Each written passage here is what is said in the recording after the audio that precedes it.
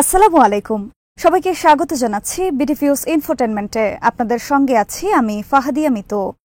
ভারত ও চীনের line of actual control বা এলএসির কাছে চীন মোতায়েন করেছে J-10 যুদ্ধবিমান। এই এলাকা থেকে মাত্র ৩০০ কিলোমিটার দূরেই ভারতের একটি বিমান ঘাঁটিও রয়েছে, যেখানে রয়েছে ভারতের অনেকগুলো রাফালে যুদ্ধবিমান। চীনের মতো পাকিস্তানও ভারত সীমান্তে প্রস্তুত রেখেছে J-10 যুদ্ধবিমান। ভারত রাফালে বিমানের সংখ্যা ক্রমশ বৃদ্ধি করছে। J-10 বিমান মোকাবেলায় রাফালের একমাত্র চ্যালেঞ্জার হিসেবে বিবেচনা করা হয়। চীন ও পাকিস্তানের সাথে ভারতের বিমান শক্তির বিস্তারিত থাকছে আজকের প্রতিবেদনে।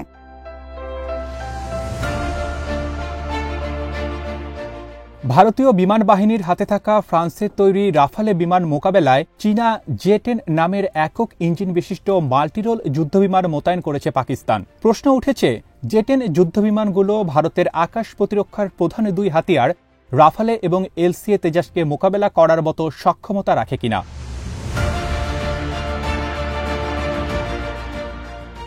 পশ্চিমবঙ্গের হাসিমারা বিমান ঘাঁটিতে রয়েছে ভারতের অনেকগুলো রাফালে বিমান। এই বিমান ঘাঁটি থেকে মাত্র ৩০০ কিলোমিটার দূরে চীনের শিগাৎসে এয়ারবেস। চীন এখানে মোতায়েন রেখেছে J-10 যুদ্ধ বিমানগুলো।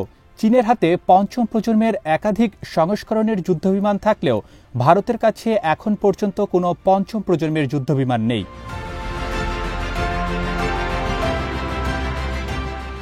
অতি সম্প্রতি ভারত পূর্ব লাদাখে সেনাবাহিনীর একটি নতুন ডিভিশন মোতায়েন করার ঘোষণা দেওয়ার পরপরই তাৎক্ষণিক প্রতিক্রিয়ায় চীন নতুন করে যুদ্ধবিমান মোতায়েন করে। এর কিছু স্যাটেলাইট চিত্র প্রকাশ হয়েছে।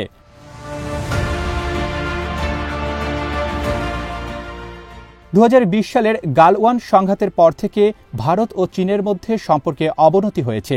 বেইজিং জানিয়েছে, লাদাখে সেনাবাহিনীর নতুন ডিভিশন বা ১০,০০০ সেনা মোতায়েনের যে সিদ্ধান্ত ভারত সরকার নিয়েছে তা এই অঞ্চলে শান্তি ও স্থিতিশীলতার জন্য বড় ধরনের হুমকি।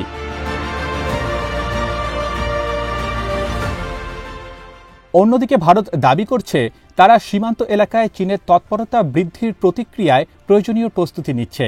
কেননা সর্বশেষ যুক্তরাষ্ট্র সফরের সময় ভারতীয় সেনাপ্রধান জেনারেল মনোজ পাণ্ডেকে টেকনিক্যাল সিগন্যাল, গোয়েন্দা তথ্য এবং স্যাটেলাইট ফিড সরবরাহ করা হয়েছিল, যাতে দেখা যায় চীনা সেনাবাহিনী তিব্বত ও আশেপাশের প্রদেশগুলোতে তাদের তৎপরতা বাড়িয়েছে।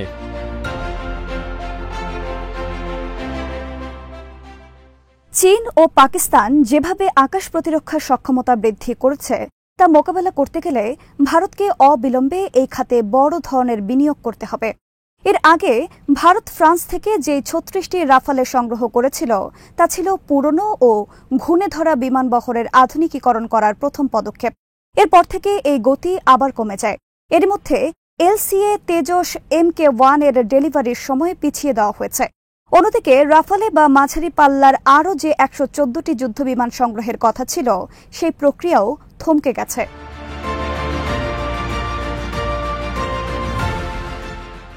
ভারত রাফালে বিমান সংগ্রহ করায় পাকিস্তানও তাদের বিমান বহরে J-10 বিমান অন্তর্ভুক্ত করেছে।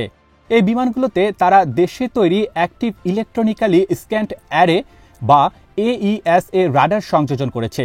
ফলে বিমানটি সব আবহাওয়ায় অপারেশন করার সক্ষমতা লাভ করেছে। এয়ার টু এয়ার যুদ্ধের জন্য এই বিমানগুলো সংগ্রহ করা হয়েছে। প্রয়োজনে এটি স্ট্রাইক মিশনও চালাতে পারবে।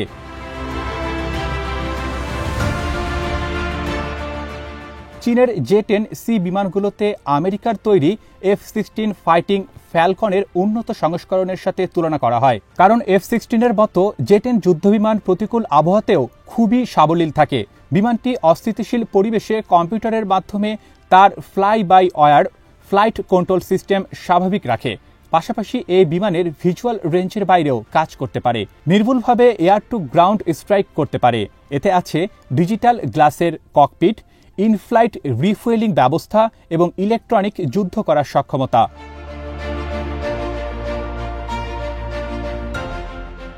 ভারতীয় বিমান বাহিনীর সাবেক পাইলট এবং সেন্টার ফর এয়ার পাওয়ার স্ট্র্যাটেজির সাবেক মহাপরিচালক অবসরপ্রাপ্ত এয়ার মার্শাল অনিল চোপড়া মনে করেন, J-10Cর সাথে রাফালে বিমানের তুলনা করা ঠিক নয়, কারণ রাফালে একটি ২ ইঞ্জিন বিশিষ্ট বিমান এবং এর ইলেকট্রনিক ওয়ারফেয়ার করার সক্ষমতা অনেক বেশি।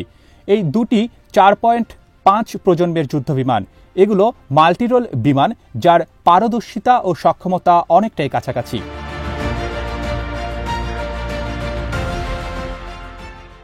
তার মতে প্রযুক্তি, অস্ত্র, অ্যারো ইঞ্জিন এবং যুদ্ধ অভিজ্ঞতার দিক থেকে রাফালে জে-10-এর তুলনায় এগিয়ে আছে।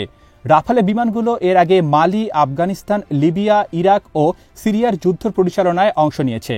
অন্যদিকে জে-10 বিমান শুধুমাত্র পাকিস্তানের সাথে একটি যৌথ মহড়ার অভিজ্ঞতা ছাড়া আর কিছুই নেই। তবে ভারতের সীমাবদ্ধতা হল দুটো বৈরী পরিবেশে রাষ্ট্র থাকার পরও ভারতের হাতে এখন পর্যন্ত মাত্র ৩৬টি রাফালে বিমান রয়েছে।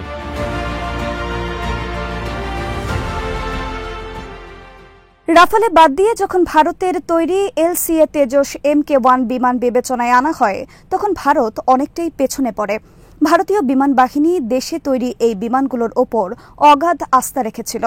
প্রথমে ৮৩টি এবং পরে আরও ৯৭টি বিমান তৈরির দায়িত্ব দেওয়া হয় হিন্দুস্তান অ্যারোনটিক্যান্স লিমিটেডকে। এই প্রতিষ্ঠানের তরফে প্রথম বিমান এসে বহরে যুক্ত হবার কথা ছিল চলতি বছরের ৩রা ফেব্রুয়ারি। কিন্তু হঠাৎ করে হিন্দুস্তান অ্যারোনটিক্স জানায় তারা সময়মতো ডেলিভারি করতে পারবে না। বিমান সরবরাহ করতে হয়তো ২০২৪ সালের মাঝামাঝি পর্যন্ত সময় লাগতে পারে, কারণ বিমান তৈরির প্রয়োজনীয় রসদ পেতে তাদেরকে বেগ পেতে হচ্ছে। LCA তেজস MK-1 বিমানগুলো মূলত সাবেক সোভিয়েত আমলের MiG-21 বাইসনের প্রতিস্থাপন করবে।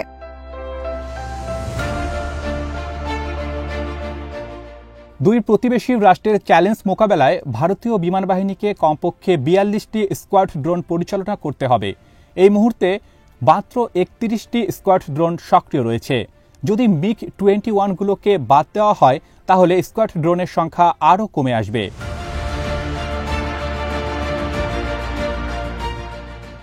কারিগরি বিশেষজ্ঞরা বলছেন, তেজস বিমানের তুলনায় জে-10 বিমানগুলো বড়, ভারী এবং এর গতিও অনেক বেশি। জে-10 ইতিমধ্যেই চীন ও পাকিস্তানে নিয়মিত অপারেশন পরিচালনায় ব্যবহৃত হচ্ছে, যেখানে ভারতের তেজস এখনও নির্মাণাধীন পর্যায়ে রয়ে গেছে।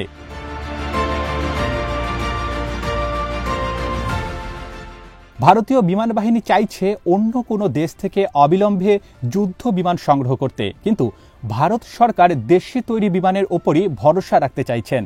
এর একটি বড় কারণ অর্থ সাশ্রয় করা, কারণ ১১৪টি মাঝারি পাল্লার মাল্টিরোল যুদ্ধবিমান অন্য দেশ থেকে কিনতে গেলে ভারতকে আনুমানিক $২০ বিলিয়ন ব্যয় করতে হবে।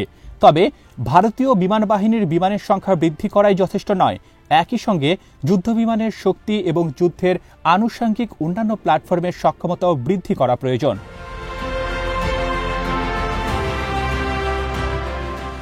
এই মুহূর্তে প্রতিবেশী রাষ্ট্রের চ্যালেঞ্জের মুখে ভারতীয় বিমান বাহিনীর টিকে থাকার ক্ষমতা সন্তোষজনক নয়। ভারতের বিমান বাহিনীর সাবেক উপপ্রধান এয়ার মার্শাল অনিল খোসলা মনে করেন, দেশে তেজস তৈরি হলেও ভারতের অবিলম্বে নতুন প্রজন্মের মাল্টিরোল কিছু যুদ্ধবিমান সংগ্রহ করা প্রয়োজন। তাহলে বিমান বাহিনীটি একটি ভারসাম্যপূর্ণ অবস্থানে যেতে পারবে।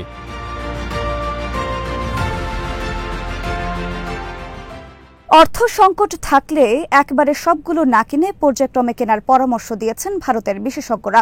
অন্তত প্রতিটি পর্যায় থেকে ২ থেকে ৩টি স্কোয়াড ড্রোন সংগ্রহ করা ভারতের জন্য জরুরি বলে মনে করেন তারা।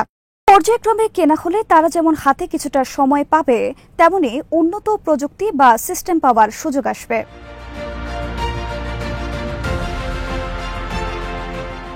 ভারত সরকার যদিও মেক ইন ইন্ডিয়ার কথা খুব জোর গলায় বলছে, তবে বাস্তবতা হল LCA MK-2 প্রকল্প এখন পর্যন্ত সরকারের পক্ষ থেকে পর্যাপ্ত অর্থ সহায়তা পাচ্ছে না। এ কারণে দেশে তৈরি বিমান পাওয়াটা এখনও অবধি স্বপ্নই রয়ে গেছে। তেজস MK-2 বহরে আসলে ভারতীয় বিমান বাহিনী ৪.৫ প্রজন্মের মাঝারি ওজনের যুদ্ধবিমানের অধিকারী হবে। পরবর্তীতে তেজার উন্নত ভার্সন MK-1ও আসবে।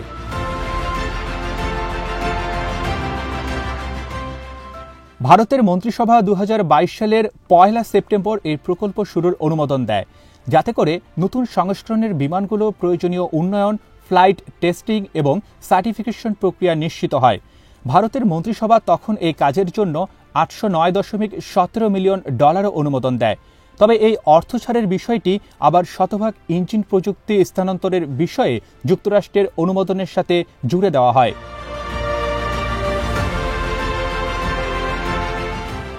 LCA MK-2-তে গতি ও স্থায়িত্ব বৃদ্ধি পাবে। MK-2 লম্বায় ১৩৫০ মিলিমিটার, এতে আছে কার্নাট। সাধারণ LCA ৩৫০০ কিলোগ্রাম পেলোড নিতে পারলেও MK-2 ৬৫০০ কেজি পর্যন্ত পেলোড নিতে পারে। অন্যদিকে LCA Mk2-তে general electric F14 INS-6 engine যুক্ত করা হবে।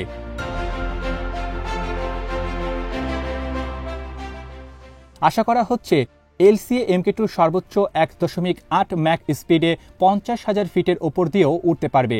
ভারী সমরাস্ত্র এবং একই সাথে LCA LP ক্লাস, ক্রিস্টাল মেইস এবং স্পাইস 2000 Mk2-র সাথে যুক্ত করা হবে। ধারণা করা হচ্ছে শুধু ভারতীয় বিমান বাহিনী 200-র বেশি Mk2 যুদ্ধ বিমানের অর্ডার করবে।